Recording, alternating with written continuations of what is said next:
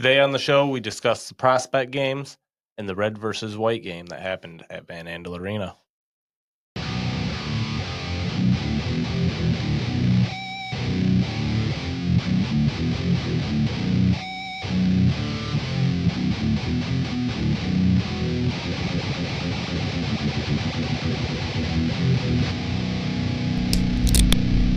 Welcome to the Griffins Pipeline Podcast.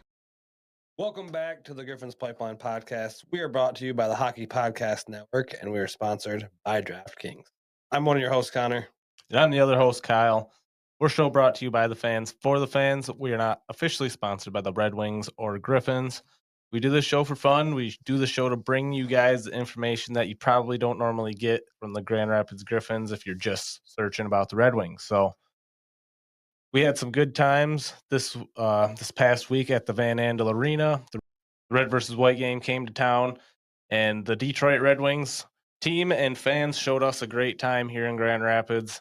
It was just a great time. Connor, you want to talk about the atmosphere a little bit, what you felt?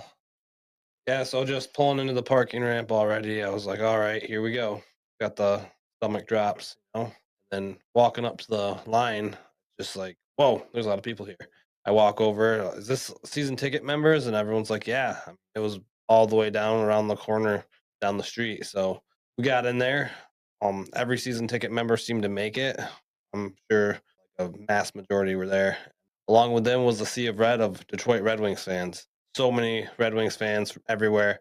Huge event, up to the rafters, everyone's sitting. I mean, this was a great time.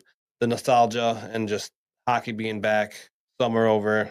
Yeah, I think Zane said it himself. It's the last day of summer, and we are playing hockey. I think that one rung with a lot of people. So it was a good time, and we'll kind of get into the actual event later, what we saw from the players.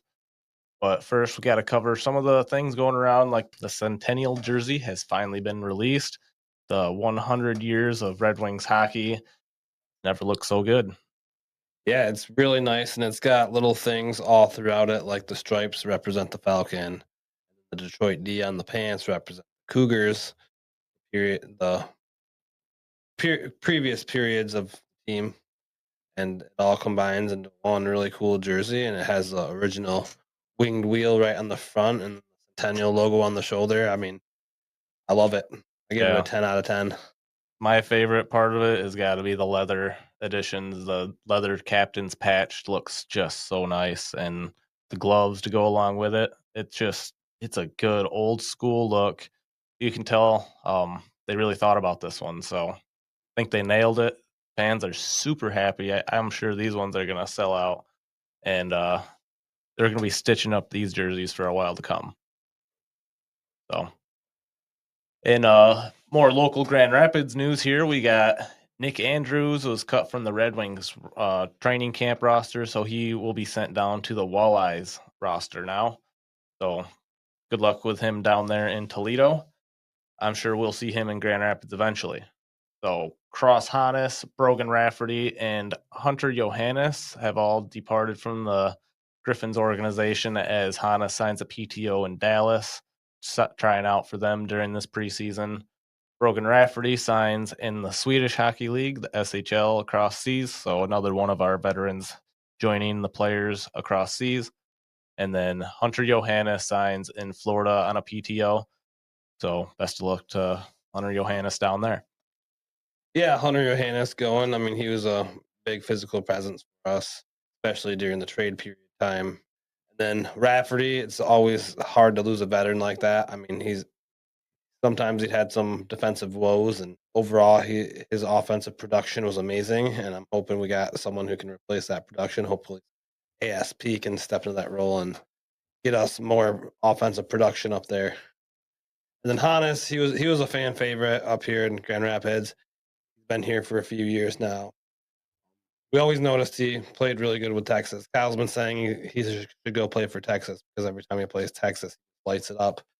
And so he does. So that's really cool to see Kyle's little prediction come true there. And yeah, he's a native to Texas, so going home for Hannes. I'm sure things will work out for him down there. He was a great asset to our team here, so best of luck to you, Cross. Yep, best of luck, Cross. All right.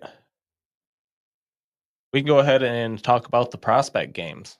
The Red Wings themselves travel down to Texas to play the Texas Stars prospects for a 2-game matchup on a Saturday and a Sunday in September.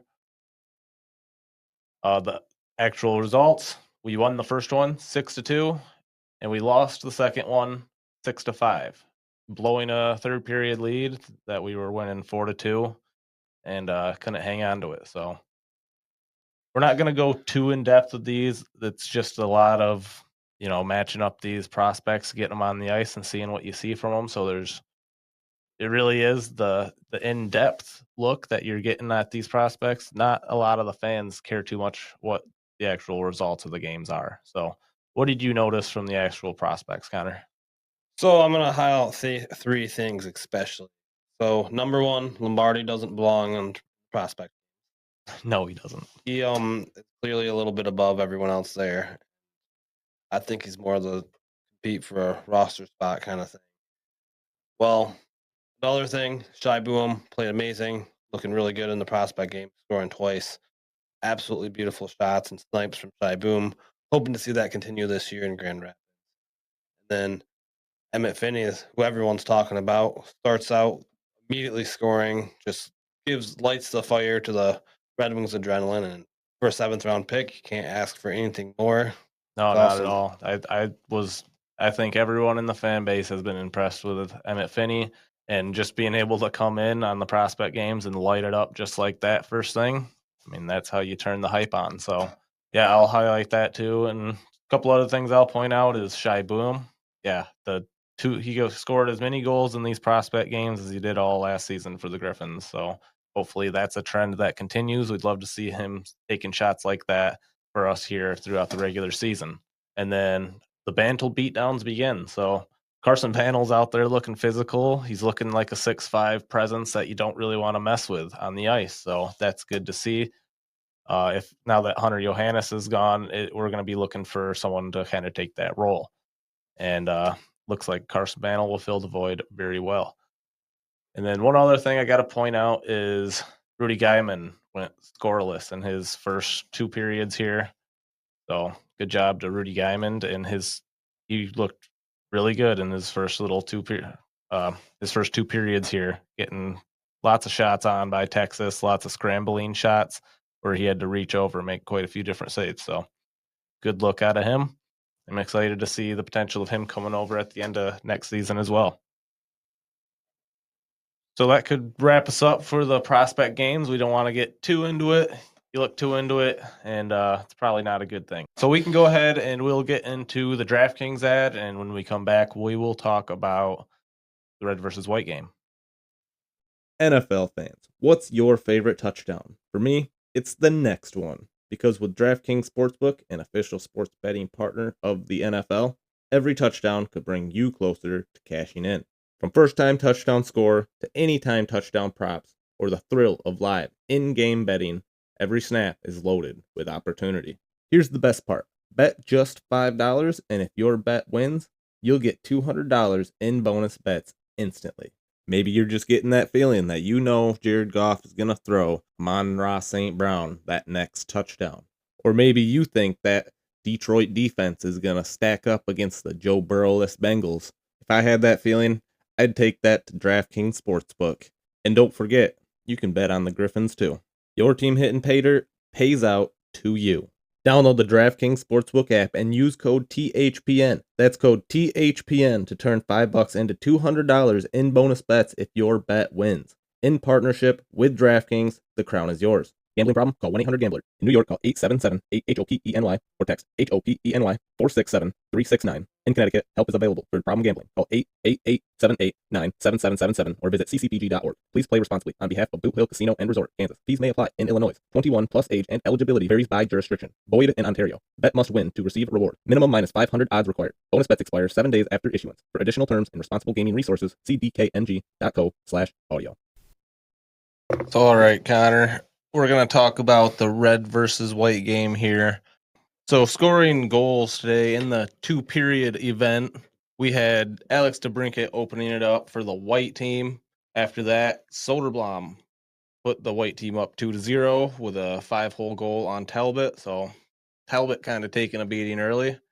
Then Jonathan Berger and Johnny Burgers comes down and snipes one back for the old team that he spent all this time down here on, and returned to the Van Andel for Johnny Burgers, and that was a really cool thing to see. Yeah, you could Bringing tell his team, bringing life back to the red team.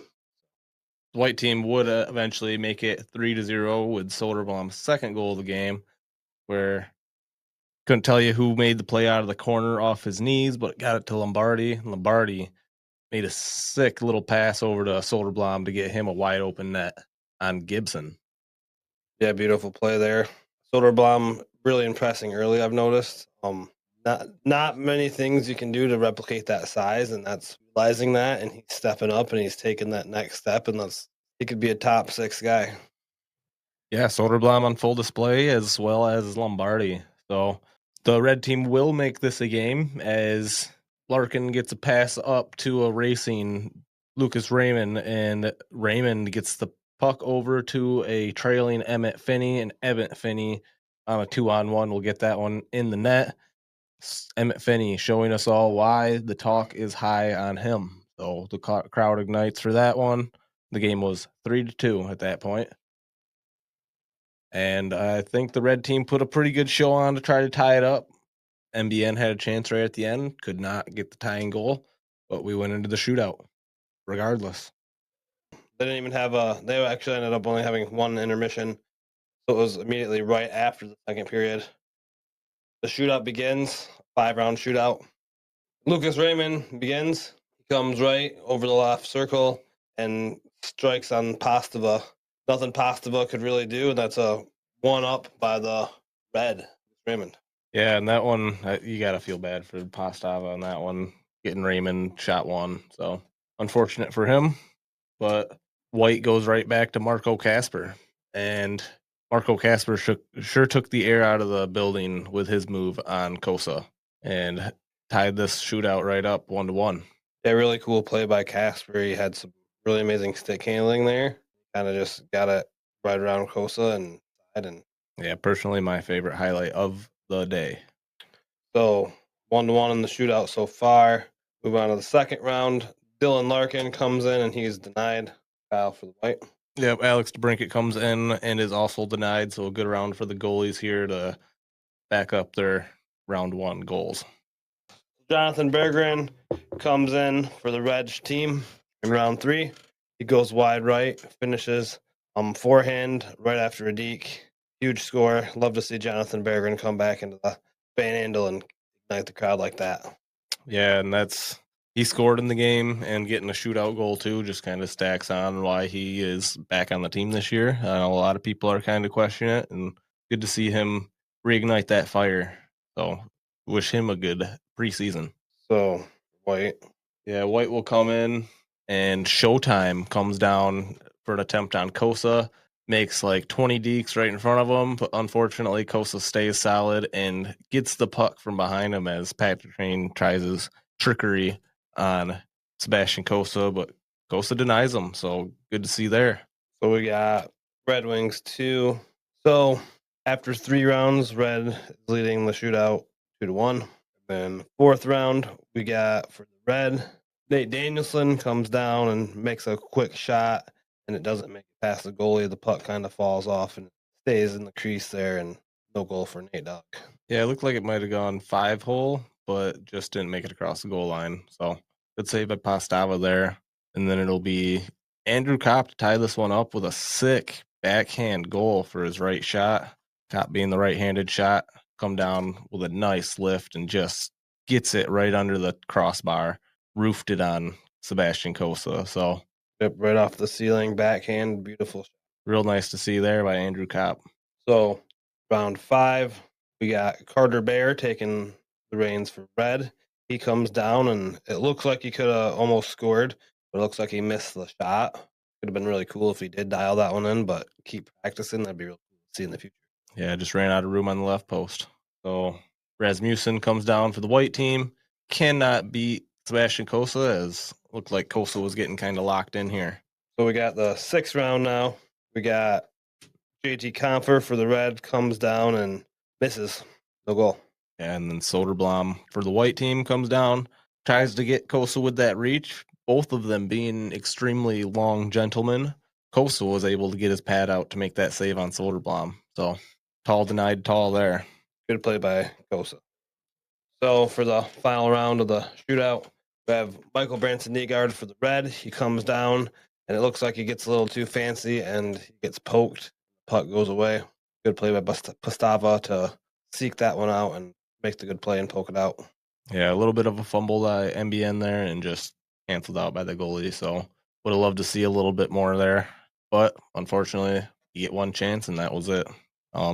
Amadeus Lombardi for the white team will seal the deal here as he comes down, takes it right to left, and then finishes right goalpost, tucks it right in as Kosa tries to get the pad all the way across, but Lombardi's nifty stick work just beats Kosa on the right side and just tucks it in there across the goal line.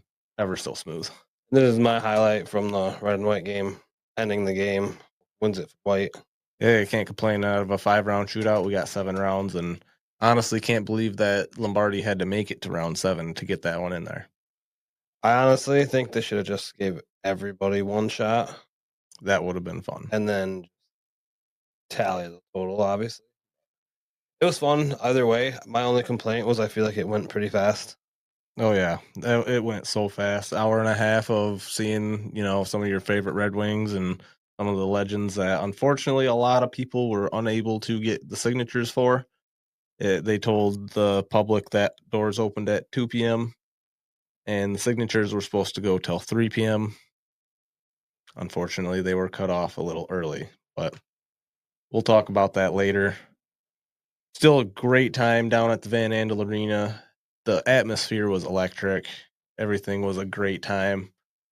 Probably one of my favorite events for Grand Rapids like that in a long time. And it was definitely a ton bigger than the last Red versus White game we had.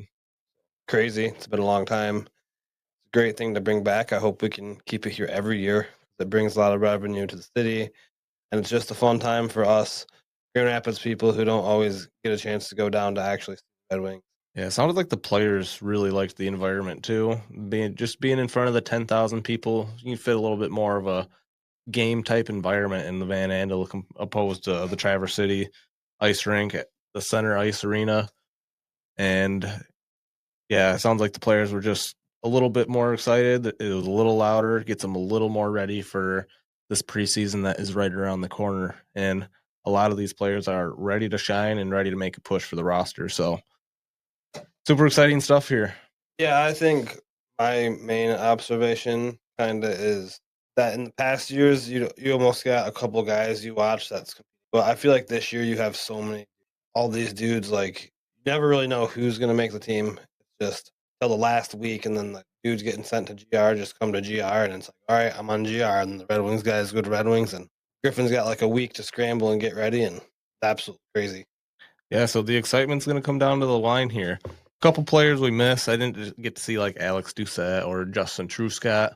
Nick Andrews got sent to the walleye before the scrimmage, so a couple players we didn't get to see. Would have loved to see him out there, but we got to see him in the prospect tournament a little bit. So we'll kind of work what we got off of that. But that should basically wrap us up for our coverage of this Red versus White game. It was such a great time. Gosh, I wish there was another one. The environment was just so crazy. I mean, the place is packed to the rafters. We'll get some videos and reels out there of what it looked like, but what a good time. I'm going to miss it. Yeah, it's got a whole other month till October 17th till we get hockey. Yeah. I'm pumped. I'm sure these players are really ready to hit somebody other than themselves too. So, yeah, we'll get this moved on and we'll go ahead and move into the final section, the penalty box.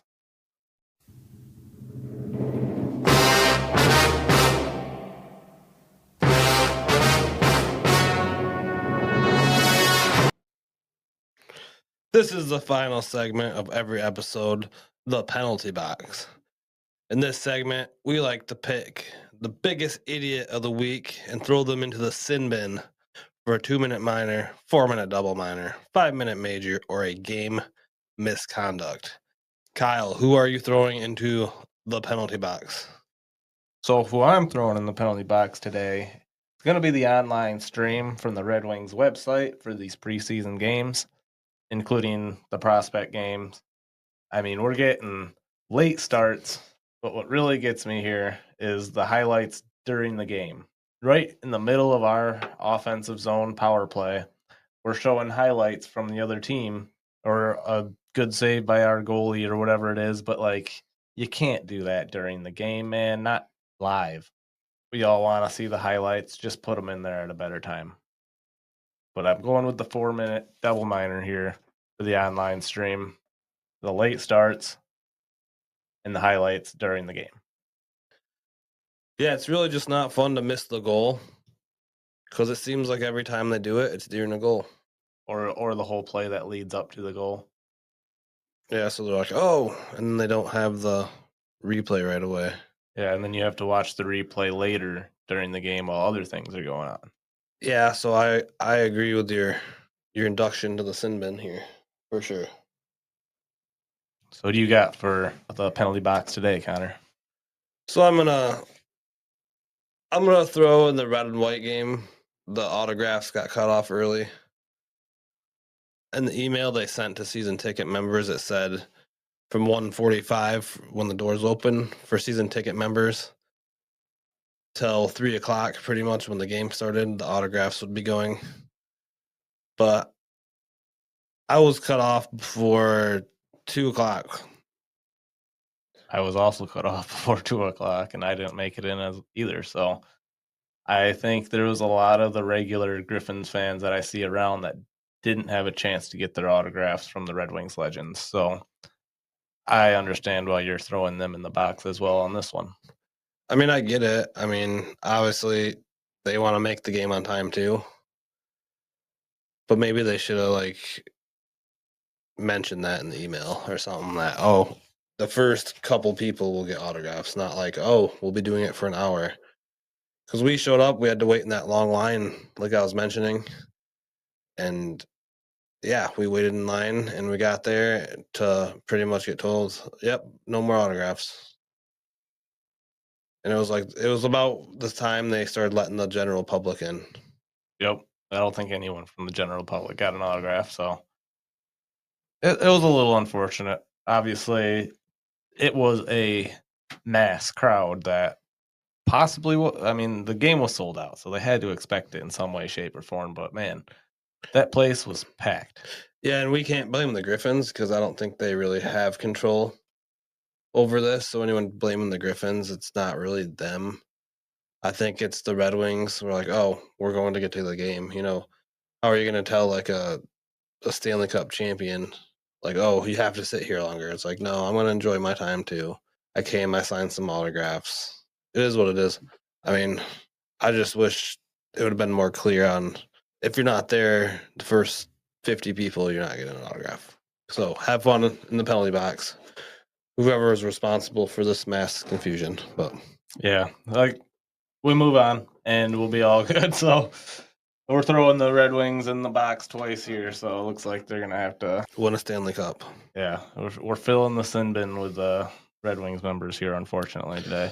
So hopefully we can get back on page once the regular season begins. So yeah, just redeem yourselves, make the playoffs, win the Stanley Cup. It's not that big of an ask. Okay. Alrighty. Yeah, that should wrap us up for the penalty box. We can kind of close this thing up. Don't forget that your Griffins start on the road in Texas Friday, October 10th, but the home opener will be Friday, October 17th. We're hoping to see all of you guys down there. It's going to be fun, so don't forget. Get your tickets. They're all on sale. Get your 3-pack, get your 6-pack, get your 10 game, get your 20 game. Let's all get on board. Let's make this Van Andel Arena really fun this year. And we'll catch you on the next episode. Go Griffins. Go Griffins. Thank you for listening to the Griffins Pipeline Podcast. If you enjoyed the show, give us a 5-star review. We are part of the Hockey Podcast Network. We are not partnered with the Grand Rapids Griffins, Detroit Red Wings, or Toledo Walleye. We are not experts. We are just die-hard fans looking to make a community with others alike. Let's go, Griffins Nation. Join the fun, like, and follow us on Facebook and X.